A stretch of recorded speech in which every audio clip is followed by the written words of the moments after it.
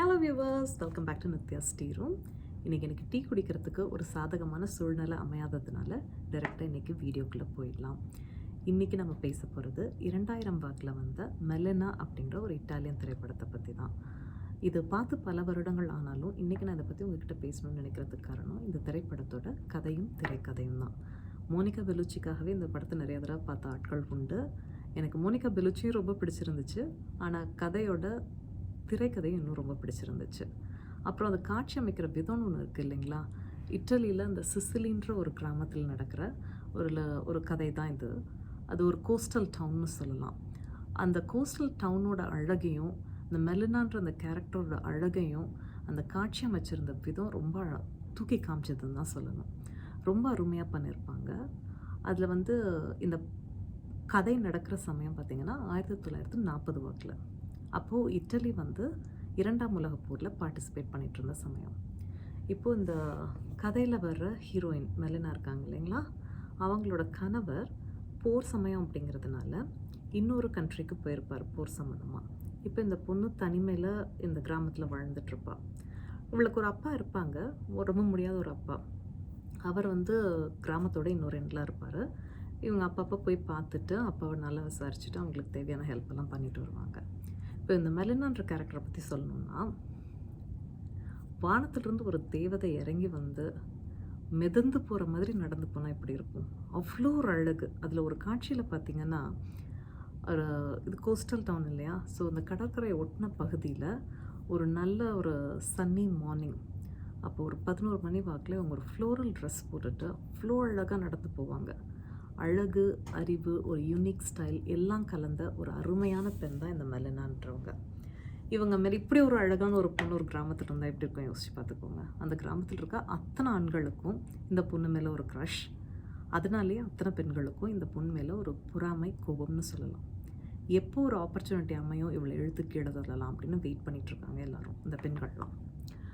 இந்த சூழ்நிலையில் அந்த கிராமத்தில் ரெனாட்டோ அப்படின்ற ஒரு பையனுக்கு, ஒரு டீனேஜ் பையனுக்கு இந்த மெலினா மேலே ஒரு க்ரஷ் வருது.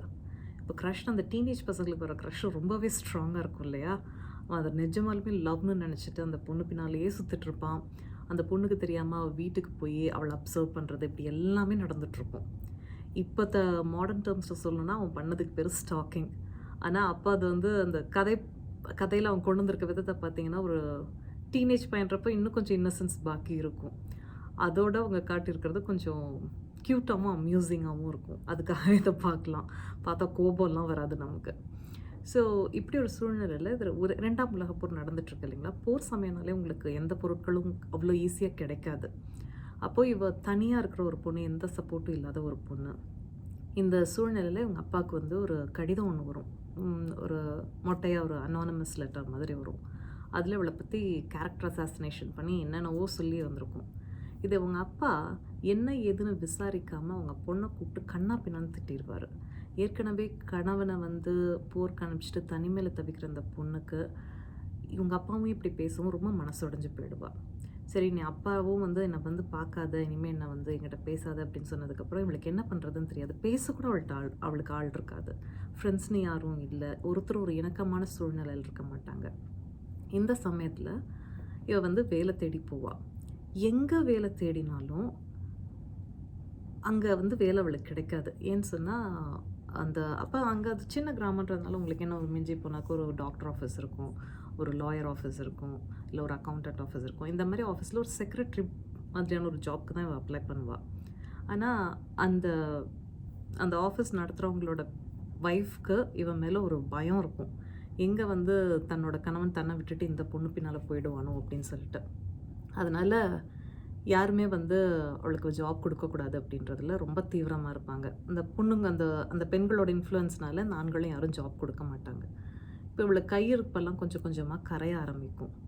இந்த சமயத்தில் இவ என்ன பண்ணுறதுன்னு ரொம்ப தவிச்சிட்ருப்பா. ஹஸ்பண்ட் நினச்சி ரொம்ப அழுவா. இந்த சமயத்தில் ஒரு நாள் என்ன ஆகும், ஒரு ஃபேவராக ஒருத்தனுக்கு வீட்டில் தங்குறதுக்கு இடம் கொடுப்பாள். அது பெரிய ஒரு ஸ்கேண்டலஸ் விஷயமாக ஆகிடும். இந்த கணவன் இல்லாமல் தனிமையில் இருக்க ஒரு பொண்ணு ஒரு ஆணோட ஒரு வீட்டில் தங்க வச்சுருக்கா அப்படின்னு சொல்லிட்டு அது ஒரு பெரிய கேஸ் கூட ஆகும். இப்போ இந்த கேஸ் ரன் பண்ணுறது கூட அவள்கிட்ட காசு இருக்காது. அந்த லாயர்கிட்ட வந்து கையில் இருக்கிறது கொஞ்சம் கொஞ்சத்தையாக கொடுத்து எப்படியோ கேஸ் ரன் பண்ண வைப்பான். அந்த கேஸ் அவளுக்கு சாதகமாக முடியாது. அப்படி இருக்க பட்சத்தில் அந்த அன்னைக்கு நைட்டு கேஸ்க்கான ஃபீஸை கொடுக்க முடியாதனால அந்த லாயரே வந்து அவளை அட்வான்டேஜ் எடுப்பார். இதை வந்து அந்த பையன் வந்து இவன் தான் எப்போ பார்த்தாலும் இவளுக்கே தெரியாமல் இவளை வீட்டில் அப்சர்வ் பண்ணுற டைப் தானே இந்த பையன் ஒருத்தனுக்கு மட்டும்தான் தெரியும் அந்த அன்னைக்கு ரேப் பண்ணப்பட்டா அப்படின்றது. அவனுக்கு வந்து ரொம்ப கஷ்டமாயிடும். தன்னை வந்து காப்பாற்றிக்க கூட முடியாத சூழ்நிலையில் இந்த பொண்ணு இருக்காளே அப்படின்னு சொல்லிட்டு, இப்போ நான் தான் இவனுக்கு வந்து இந்த பொண்ணை வந்து பாதுகாப்பு கொடுக்கணும் அப்படின்னு சொல்லிட்டு இவன் இன்னும் ரொம்ப க்ளோஸாக அப்சர்வ் பண்ணுவான். இப்படி சூழ்நிலை இருக்கும்போது இவளுக்கு எங்கேயும் சாப்பிட கிடைக்காது. யாரும் சாப்பிட்றதுக்கு கொடுக்க மாட்டாங்க, பொருட்கள் கொடுக்க மாட்டாங்க. போர் சமயன்றப்போ ரொம்பவே சிரமமாக இருக்கும்.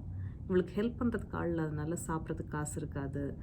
இவளும் ரொம்ப சிரமப்பட்டு பாப்பா. எங்கே வேலை தேடினாலும் கிடைக்காது. சாப்பிட்றதுக்கு இருக்கிறது வீட்டில் ஒன்றுமே இல்லாமல் போயிடும். கையில் பணமும் இல்லாமல் போயிடும். இந்த சூழ்நிலையில் உங்களுக்கு ஜெர்மன் ஆர்மி வந்து ஆக்கியபை பண்ணுறாங்க இவ இருக்க டவுனில். அப்போ வேறு வழி இல்லாமல் இவ வந்து ஒரு பாலியல் தொழிலாளியாக போக வேண்டிய சூழ்நிலை வந்துடும். அப்போ வந்து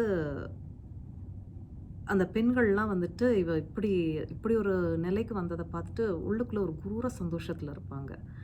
ஒரு ஒரு கணவன் இழந்த ஒரு பெண் தனியாக இருக்கிறதுன்றது இன்னும் கூட கொஞ்சம் டேஞ்சர். இவள் பாலியல் தொழிலாளியாக போயிட்டானாக்கா ஏற்கனவே இறங்கிட்டா, இவளை இதுக்கு மேலே இவள் நமக்கு த்ரெட் இல்லை அப்படின்னு நினைப்பாங்க. அப்போது இந்த பையனுக்கு இதெல்லாம் பார்க்கும்போது எப்படி ஒரு தேவதை மாதிரி இருந்த ஒரு பொண்ணு இப்படி ஒரு இழிநிலைக்கு வந்து இந்த கிராம மக்களை தள்ளிட்டாங்களே அப்படின்றது இவனுக்கு ரொம்ப ஒரு மனசுக்கு வருத்தமாக இருக்கும். இந்த சூழ்நிலையில் ஒரு கடிதமும் வரும், இந்த மாதிரி ஹஸ்பண்ட் வந்து போரில் இறந்துட்டாருன்ட்டு. இவளுக்கு என்ன பண்ணுறதுனே தெரியாது. சரி, இதுதான் நம்ம தலையெழுத்து போட்டிருக்கு அப்படின்னு அந்த தொழிலை இறங்கிடுவா. இப்போ கொஞ்ச நாளில் ஜெர்மன் ஆர்மி கிளம்பிடுவாங்க, அமெரிக்கன் ட்ரூப்ஸ் வந்துடுவாங்க. இப்போ வந்து அந்த சமயத்தில் இட்டலியும் அமெரிக்காவும் ஏதோ நட்பு நாடாக இருந்துச்சான்னு எனக்கு தெரியலை. இப்போ வந்து ஆட்சி மாற்றத்தினால கூட இருக்கலாம். அப்போ வந்து அங்கே இருக்க பெண்கள்லாம் வந்து இந்த ஆக்கிரமிப்பு பகுதியில் தான் இவன் வேலை பார்த்துட்ருப்பான் இந்த பொண்ணு. இவளை இழுத்து தரையில் அந்த நடுத்தெருவில் நிறுத்தி அடித்து உதச்சி ஒரு வழி பண்ணிவிடுவாங்க. இவளை கிட்டத்தட்ட உயிர் போகிற நிலைமையில் இதுக்கு மேலே இருந்தால் நம்ம உயிரோடு இருக்கிறதுக்கு உத்தரவாதம் இல்லை அப்படின்னு நினச்சி இவன் வந்து கிராமத்தை விட்டு காலி பண்ணி போயிடுவாள். எங்கே போவான்னு தெரியாது. அவளோட முடியெல்லாம் வெட்டி அவள் முகத்தை அலங்கோலமாக்கி ஒரு வழி பண்ணிவிடுவாங்க. பார்க்கவே பரிதாபமாக இருக்கும். அந்த சீன் எனக்கு நிஜமாக ரொம்ப கஷ்டமாக இருந்துச்சு. அப்போது இப்போ வேறு ஒரு இடத்துக்கு போயிடுவா. ஒரு 1 year இருக்கும். அப்போது போரில் இறந்து போனதாக சொன்னாங்க இல்லையா அவளோட கணவன், அவன் வந்து திருப்பி வருவான். ஒரு கை மட்டும்தான் அவனுக்கு போயிருக்கும். தப்பான இன்ஃபர்மேஷன் பாஸ் ஆகிருந்திருக்கும். இப்போது அவன் ஒய்ஃபை தேடிட்டு அந்த கிராமத்துக்கு வருவான். அப்போது அவனுக்கு எங்கே போயிருக்கா, அவள் என்ன ஆனான்னு யாருமே பதிலும் சொல்ல மாட்டாங்க, எந்த ஹெல்ப்பும் பண்ண மாட்டாங்க. இப்போ ரெனாட்டோக்கு எல்லா விஷயமும் தெரியும் இல்லையா. இவன் வந்து அந்த ஹஸ்பண்ட்க்கு வந்து ஒரு லெட்டர் எழுதுவான். இந்த மாதிரி உங்கள் ஒய்ஃப் எங்கே இருக்கான்றது எனக்கு தெரியும். இந்த கிராம மக்கள் அவளை பற்றி பல பேர் பலவிதமாக சொல்லலாம் அவங்கக்கிட்ட. ஆனால் அவளை நான் ரொம்ப க்ளோஸாக அப்சர்வ் பண்ண வகையில் நான் சொல்கிறேன், அவள் காதலிச்ச ஒரே ஒரு ஆண் நீங்கள் மட்டும்தான். சந்தர்ப்ப சூழ்நிலையினால அவள் வழி தவறி போக வேண்டியதாக ஆயிடுச்சு. பட் நீங்கள் அவளை அதுக்காக ஜட்ஜ் பண்ணிடாதீங்க. அவள் இருக்கிற இடம் இது அப்படின்றது மட்டும் சொல்லிடுவான். வேறு ஒரு கிராமத்து பேர். ஸோ ஹஸ்பண்ட் வந்து அந்த கிராமத்துக்கு போய் அவளை கூட்டிகிட்டு வந்துடுவார். இப்போ திரும்ப 1 year கழிச்சு இவங்க முன்னே இருந்த கிராமத்துக்கே வருவாங்க, அந்த டவுனுக்கே வருவாங்க. இப்போ பார்த்தீங்கன்னா ஹஸ்பண்ட் கூட இருப்பான். இப்போ பார்க்குறதுக்கு ஒரு சாதாரண ஒரு ஃபேமிலி உமன் மாதிரி தான் ட்ரெஸ் பண்ணியிருப்பாள். இன்னும் அதே அழகு, அதே பாந்தமான ஒரு நடை உடை பாவனை எல்லாம் சொல்லலாம். அதோடவே வந்து மலினா வந்து மார்க்கெட்டுக்கு போவாள். இவளை 1 வருஷத்துக்கு முன்னால் முடியை கட் பண்ணி முகத்தை கீறி அடித்து உதச்சி அலங்கோலமாக்கின அதே பெண்கள் தான் இப்போ இவளை பார்ப்பாங்க ஹஸ்பண்டோட வர்றது. ஆனால் இவ யார் மேலேயும் எந்த கிரட்ஜும் வச்சுக்க மாட்டாள். ரொம்ப ஒரு இயல்பாக பழகிறது, ரொம்ப சாதாரணமாக அவங்கள நீ என்ன வேணாலும் என்ன பண்ணலாம், என் முகத்தில் நீ கீறல் போடலாம், என் முடியை வெட்டலாம், என்னை அடிக்கலாம், உதைக்கலாம், என்னோட புற அழகை நீ வந்து என்ன வேணால் பண்ண முடியும். ஆனால் என்னோட மனசுன்றது அது என்னோட கண்ட்ரோலில் இருக்க விஷயம். அதை வந்து உன்னால் எதுவுமே பண்ண முடியாது அப்படின்றத சொல்லாமல் சொல்கிற மாதிரி இருக்கும் அந்த சீன்.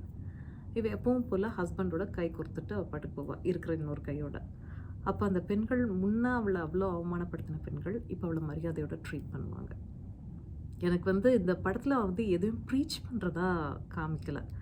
ஆனால் இயல்பாக ஒரு கிராமங்களில் இல்லை ஒரு சொசைட்டியில் நடக்கிற விஷயத்த தான் வந்து ஒரு வெளிச்சம் போட்டு காமிச்ச மாதிரி இருந்துச்சு. இப்போது இந்த சூழ்நிலைக்கு தள்ளப்பட்டது, அவளோட குற்றம் இதில் என்ன இருக்கு? அழகாக பிறந்தது, அறிவாக இருந்தது, ஒரு நிதானத்தோடு இருந்தது, அவ செஞ்ச தப்பா?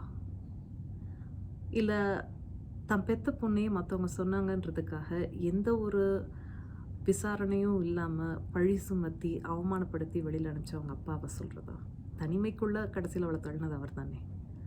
இப்போ எந்த ஒரு சாதாரண ஒரு கம்பேஷன் கூட இல்லாமல், போர் சமயத்தில் சாப்பிட்றதுக்கு கூட இல்லாமல் நம்ம பக்கத்து வீட்டு பொண்ணு தவிக்கிறாளே, ஒரு ப்ரெட்டு கொடுப்போம், ஒரு கொஞ்சம் பால் கொடுப்போம், ஒரு முட்டை கொடுப்போன்ற அந்த ஒரு பேசிக் மனிதாபிமானம் கூட இல்லாமல் அவளை விரட்டி அடித்து கடைசியில் அவள் வந்து பாலியல் தொழிலாளியாக போகிற சூழ்நிலைக்கு தள்ளினது அங்கேருந்து அந்த பெண்கள் செஞ்ச தப்பா? இது யார் தப்புன்னு சொல்ல முடியும்? கடைசியில் பார்த்தா இவங்க எல்லாத்துக்கும் கார்டியன் ஏஞ்சல் அந்த பொண்ணுக்கு நின்னது ரெனாட்டோ மட்டும்தான். ஸோ அடுத்தவங்கள பற்றி நம்ம குறை சொல்கிறதுக்கு முன்னால், அவங்கள வந்து ஜட்ஜ் பண்ணுறதுக்கு முன்னால், நம்மளோட செயல் எந்த அளவுக்கு அடுத்தவங்கள பாதிக்கும் அப்படின்றத ஒரு தடவை கொஞ்சம் யோசித்து பார்த்துட்டு அடுத்த தடவை நம்ம எந்த ஒரு பேச்சையும் பேசுவோம், எந்த ஒரு செயலையும் மாற்றுவோம். அடுத்த வீடியோவில் உங்ககிட்ட இன்னொரு கதையை பற்றி உங்ககிட்ட பேசுகிறதுக்கு முன்னால் உங்களிடமிருந்து விடைபெறுவது நித்யா. பாய்.